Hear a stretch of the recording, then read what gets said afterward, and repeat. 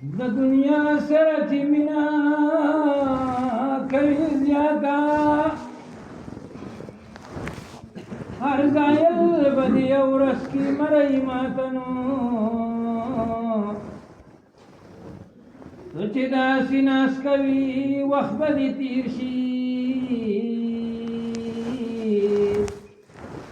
په قیامت کې به ودرېږې پاک الله ته تو چې داسې ناز کوي وخت به دې تېر شي په قیامت کې به ودرېږې پاک الله ته نو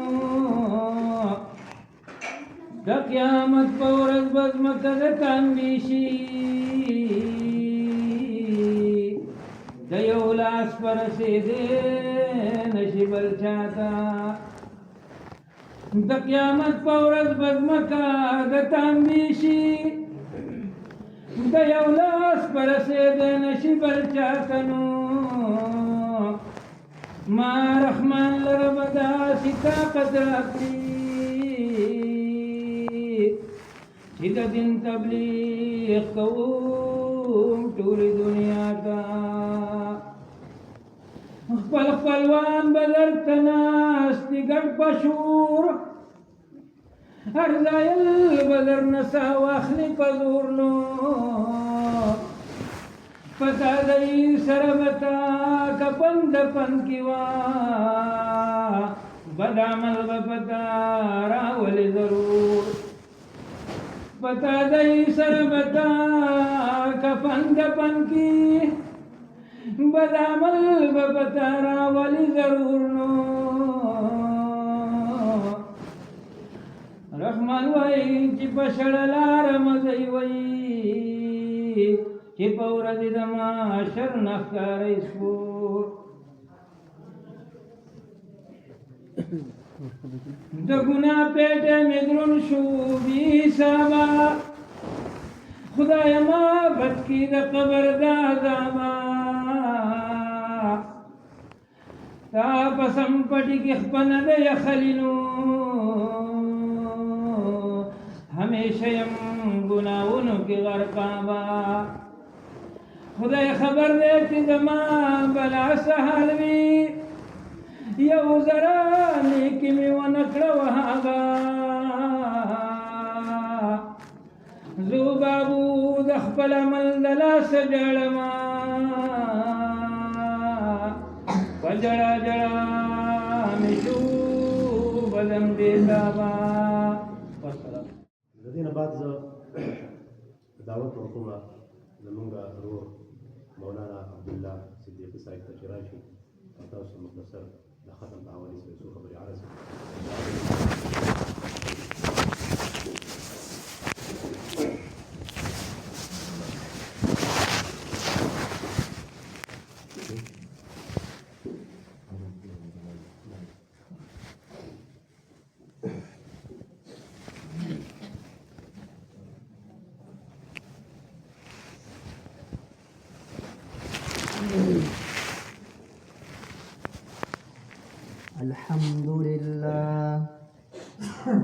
الحمد لله نحمده ونستعينه ونستغفره ونؤمن به ونتوكل عليه ونعوذ بالله من شرور أنفسنا ومن سيئات أعمالنا من يهده الله فلا مضل له ومن يضلله فلا هادي له ونشهد أن لا إله إلا الله وحده لا شريك له وأشهد أن سيدنا ومولانا محمدا عبده ورسوله أما بعد فأعوذ بالله من الشيطان الرجيم بسم الله الرحمن الرحيم شهر رمضان الذي أنزل فيه القرآن هدى للناس وبينات من الهدى والفرقان صدق الله العظيم شریف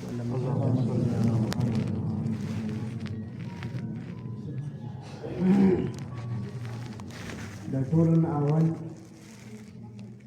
زه تاسو ټولو ته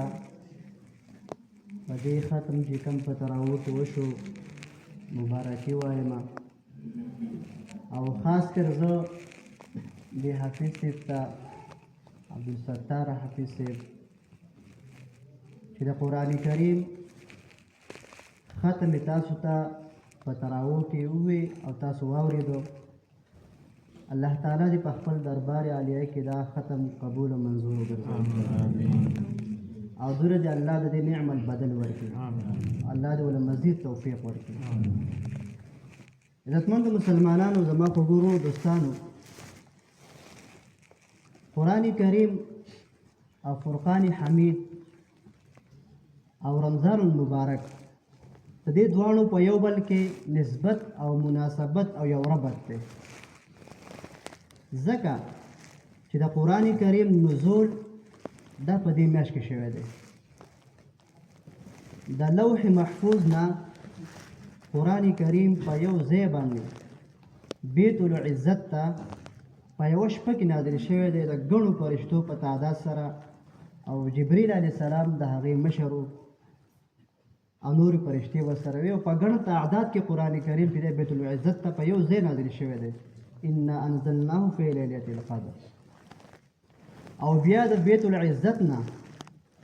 مونږ او تاسو ته یعنې دنیا ته په مزه مزه باندې په 30 کاله کې هغه نازل شوی دی او په مزه مزه باندې او دغه شان د دې ابتدا او شروع هم د رمضان المبارک په میاشت کې شوی دی نو قرآن کریم دا د روژې په میاشت کې هغه نازل شوی دی سره ډېر ربط او نسبت دی و د روژې په میاشت کې د قرآن کریم تلاوت کول دا یو لوی اجر عظیم دی یو حدیث مبارک ته نبی علیہ السلام مبارک فرمای من قرأ حرفا من کتاب الله چا چې ولستلو یو حرف د الله تعالی د کتاب د قرآن مجید فله به حسنه د ده دپاره چې د هغه یوه نیکۍ والحسنة بعشر امثالها او دا یو نیکي به الله جل جلاله په لسو نیکو باندې ورکړي او مخکې فرمایي لا اقول الف لام میم حرف بل الف حرف ولام حرف ومیم حرف وزه دا نه یم چې الف لام میم دا یو حرف دی بلکې الف جدا حرف دی په دې لس نیکۍ دی لام جدا حرف دی په دې لس نیکۍ دی میم جدا حرف دی په دې لس نیکۍ دی دا 10 نیکۍ شوې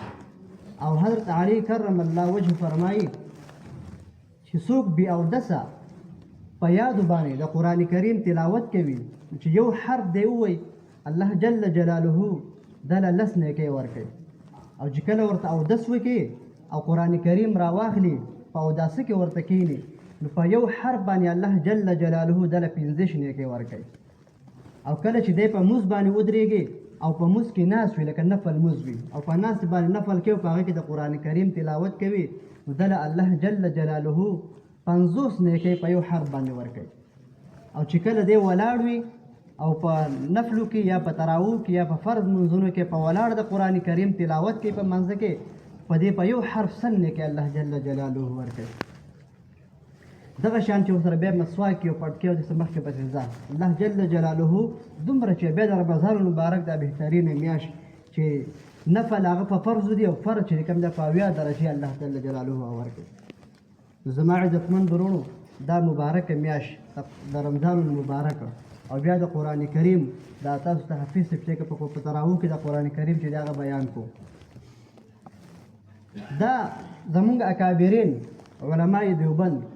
دارالعلوم دیوبند د هغې اولنی شاګرد شیخ الهند رحمت الله تعالی علیه د ده په باره کې راځي چې ده به په د قرآن کریم سره به دومره مینه محبت چې کله به د رمضان المبارک میاشت راغله نو ځان به یو حفظ قرآن هغه ونیو چې ته ماته چې دی نو ماښام چې شپه شروع شي بس ته ماته تلاوت د قرآن کریم په نفلونو کې کوه یا په تراوو کې او تر پښمني پورې به په نفلونو کې چې کوم دی قرآن کریم هغه تلاوت ته حفظ صاحب کوو دی ورپسې ولاړو یو ورځ د حضرت شیخ الهند رحمت الله علیه د کور زنانو په ده ترس راغی ځکه چې ورځ ته ورځ کمزوری کېده رنګ یې بدلېده نو ورته ویې چې ته لږ دمه وکړه لوکوټې دا قرآن کریم لوکوټې نن نفل کم وکړه او لوکوټې ځان چې کوم ستا په دې رنګ تغیر راځي ته کمزوری کېږي نو خو شیخ الهند رحمت الله علیه فرمایل وی داسې نه چې زما دا میاشت اخري میاشت وګرځي څه پته لګي کال له به زه ژوندی یم او که زه به مړ یم نو ځکه زه دا وایم چې زه به کې ښه ډېر عبادت وکړم او ځان ستړی کړم هېڅ پته نه لګي دا مې اخري رمضان شي بیا د زنانو بل یو دغه جوړ کړو پلان چې حافظ صاحب ته یې وویل چې ته داسې کار وکړه چې نن کله په ودرېږي په شیخ الهند رحمت الله علیه ته نو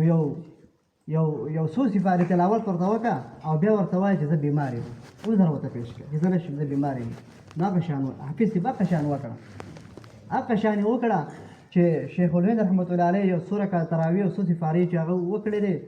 نفل د هغې نه وروسته د حافظ صاحب ورته وایي زه نن ټیک نه یم بیمار یم زه ټیک نه یم بیمار یم نو شیخ الهند رحمت الله علیه حافظ صاحب ته وایي ښه آرام وکړه سم نه او شیخ الهند رحمت الله علیه حافظ صاحب له چای پې شروع وکړه او داسې لکه شفقت باندې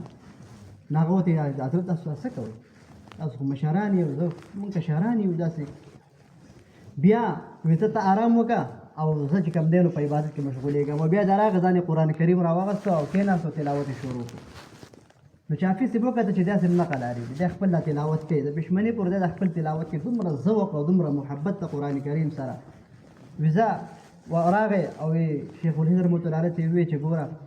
دا خو ما چې دا کم چل وکړو که نه ته کوم عذر مې پېښ کړو دا خو ستاسو د کور په زنانو په وینا باندې دا کار ما داسې وکړو زه ښه ټیک ټاک یم زه چې ته نه کېږي او ته خپل تلاوت جاري ساتې زه چې ودرېږم نو داسې مینه محبت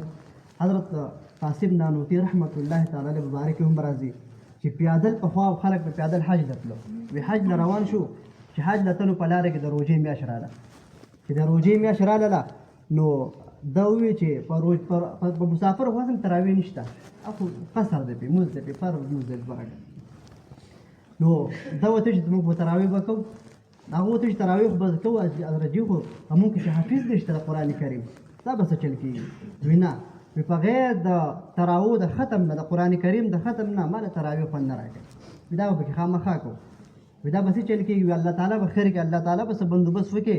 وی تاسو فکر مه کوئ سهار کېناستو اولې سپارې ته او د ماښام پورې سپاره ټوله یاده کړه په حفظ باندې او ماښام تراوت ودرېده په خپل به که سپاره وویله خو نه په هغه سفر کې هغه په تراویح کې چې کوم قرآن کریم هغه ختم یې وکړو او زکریا رحمت الله علیه تعالی لیکلي دی د فضل اعمال د کتاب چې لیکلی دی ده لیکلي دی وزه چې کله د رمضان میاشت شروع شي او د خپل کور زنانو ته وګورم ډېر خوشحاله شم په دې باندې خوشحاله شم چې زما د کور زنانه الحمدلله هغه روزانه 15 شل سپارې د خپل د کور د کارونو سره هغه چې کوم نه تلاوت کوي د یو بل سره سیالي کوي په تلاوت کې زه په دې ډېر خوشحاله شم نو تاسو ووایئ یو زنانه په کور کې د خپلو کارونو سره او د ماشومانو د قلارولو سره د هغې سره 15 شل سپارې تلاوت د قرآن کریم کوي نو چې ماښام دا پخلی تیار کړي او پخلی پوخ کړي په دې پخلي کې څومره برکت وي او دغه پخلی چې بیا کم بچي وخوري په دې بچو کې به چې کوم دی الله تعالی کوم صلاحیت یې ښیي د حضرت بختیار کاکي رحمت الله تعالی مبارک راځي و چې کله دی ماشوم و نو دی مور بوتله مدرسې ته او قاري صاحب ته کېنو چې قاري صاحب دا به تاسو له راځي او تاسو دلته حفظ وکړئ وی ټیک ده قاري صاحب ورته ویې شروع کړه اعوذ بالله بسم الله ورته وکړه وی شروع کړه الحمدلله رب العالمین والف لام میم حافظ صاحب دا بختیار کاکي رحمت الله علیه ماشوم دی لکه د قاعدې وړوکی ماشوم و دا د اول سپاره ټولو ته په یاد وروله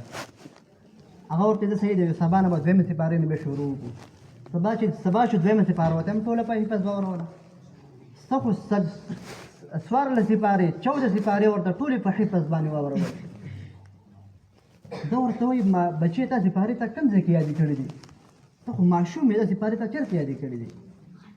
داسې کار وکړه دا 14 سپارې ته کوم ځای کې یادې کړي د باقي مال ته یادې کړه دا ورته دا خو ما د خپلې مور نه یادې کړي د مور څنګه یادې کړي زه به چې کله د مور په غېږ کوم او مور به زه قلارولم زما مور به دا سبق به بار بار وي دا 14 سپارې به بار بار وي د هغې نه ما یادې کړي د مور په غېږ کې سبحان الله وي ښه وي دا 14 سپارې چې یادې کړي د 14 کم یادې کړي که نه وي نه دا 14 په ورځې مخکې نه دي ویلي دغه څوارلس سپارې به ویلې دا به سر نه شروع کړي 14 به پوره کړي بیا به سر نه شروع دا چې ما داسې یاد کړی الله تعالی ماته ذهن کې کړی او دا مخکې بدل وکړو داسې نیکان خلک داسې ښکلي خلک زما وروڼو په دې روژې په دې میاشت کې موږ تاسو خو هغه شان به نشو کولی خو دومره دا نبي کریم صلی الله علیه وسلم مبارک راځي چې کله به نبي علیه السلام مبارک د رمضان مبارک میاشت راله بالکل ځان به الله تعالی ته وقف یعنې د اعتکاف نیت به یې وتړو او بیبیانې فرمایي چې په رمضان مبارک میاشت کې به نبي علیه السلام نه راځي زموږ خواله به هم نه راته په عبادت کې به داسې مشغول و رنګ کې به یې فرق راغی تغیر به راغی نبي علیه السلام مبارک او په عبادت کې به زیاتوالی کوو زما وروڼو د دې میاشتې دا تراویح دغه شان دا نور عبادتونه دا ټول په خپل ځای باندې ښه عبادتونه دي دا کوئ د دې کوشش کوئ تراویح د حضرت عمر رضی الله تعالی عنه په زمانه کې په دغه اجتماعي طور باندې چې کوم دی هغه ایجاد شوي دي نبي علیه السلام مبارک یو ورځ د خپل حجرې نه د کور نه بغیر د اطلاع نه راووته د روژې په میاشت کې او صحابه کرامو ته ویې ودرېدله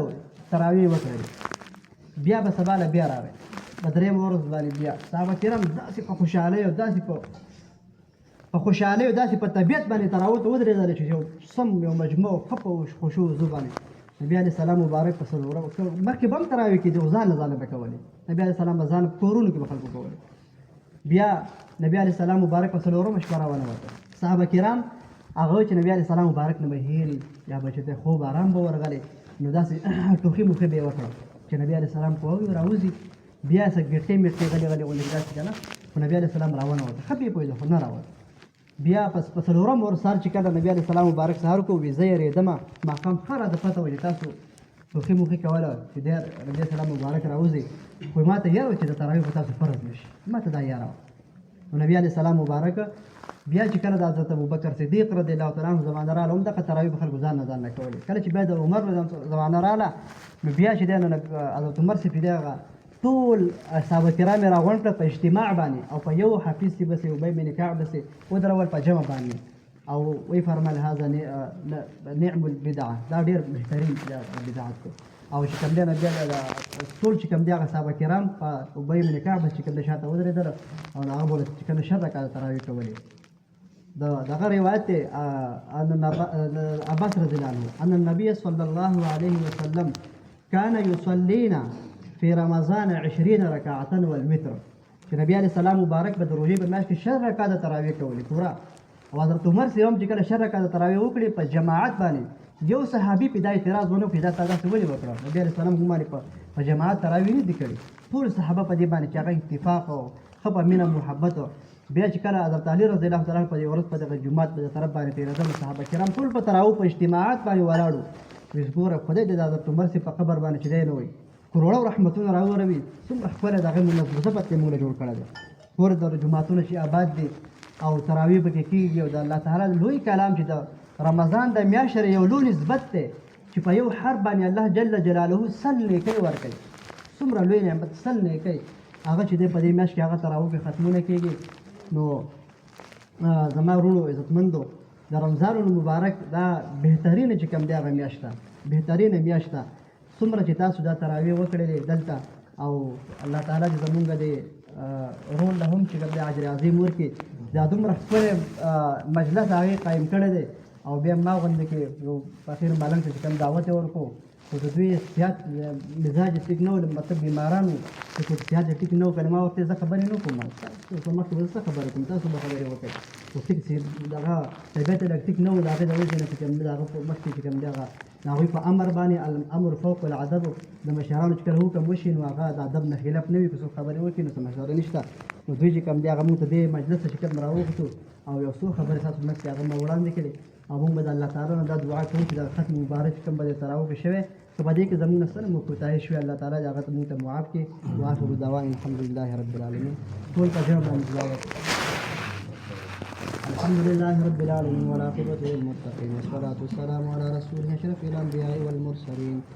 يا حي يا قيوم يا حي يا قيوم إلهكم إله واحد لا إله إلا هو الرحمن الرحيم رب کریم دا کوم ختم مبارک په دراو کې وشو دا په خپل دربار علیک قبول او منظور وګرځوي رب کریم دې کې زموږ نستر مونږ کوتاهي شي وي غلطي شي انسان عاجز دی رب کریم هغه موږ ته معاف کړي. رب کریم د حاضر مجمع ټول وبخي. د دوی په کورونو کې رب کریم سنمونه شرعي حاجات وي رب کریم د خپل غیب او خزانونو پوره کړي.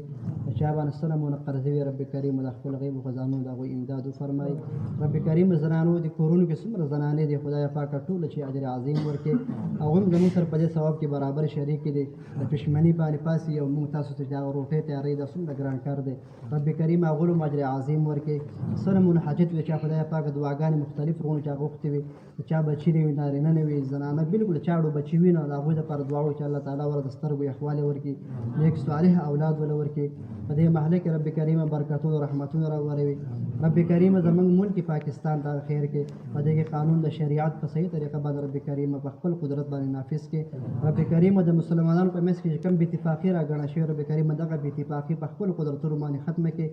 د مسلمانانو د ټولو په منځ کې یو اتفاق او یو اتحاد رب کریم هغه نصیب کړي. رب کریم غیر مسلم ته موږ ټول یو کې رب کریم غیر مسلم ته هدایت وکړي. که هدایت به نصیب کړي رب کریم مخ د ځمکې نه ورکړي. رب کریم شکست ولا ورکړي. رب کریم مسلمانانو له بارې ورکړي. زموږ چې څومره ملکونه مسلمانان د یو بل سره په معمولي خبرو په خفګانونو دي رب کریم دغه خفګانونه په خپل منځ کې د دوی ختم کړي. دوی په منځ کې چې کوم ټول یو کې ټول یو مسلمان دی. ټول مسلمان په شان د یو جسد دی رب کریم چې یو مسلمان باندې تکلیف یې ول مسلمان ته فرمایلی رب کریم چې بل مسلمان په کار چې په هغه باندې ورحمېږي ودردېږي. دا ټول مسلمان مونږ یو خدای پاک مونږ ټولو کې یو کې دا اختلافات زمونږ رب کریم ختم کې.